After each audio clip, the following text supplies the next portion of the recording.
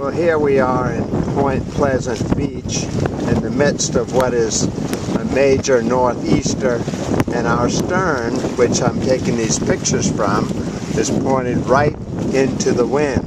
And you see that we're just getting a strong northeasterly wind with lots of waves that are spanking our stern. And also we've got clouds with intermittent rain.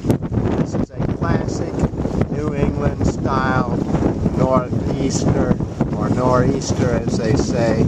Lots of wind, lots of rain, and very uncomfortable time on the boat. For those of you who've never been in a nor'easter, these flags tell the story.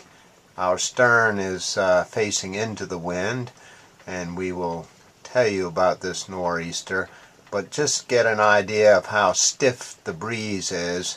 25-30 knots, they say.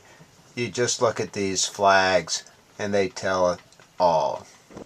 So here we are at Point Pleasant, and you see the conditions are not so pleasant in the midst of this northeaster, as it's called, with the winds from the northeast, low, very similar to what you see with a hurricane, only not quite as formidable winds as the hurricane.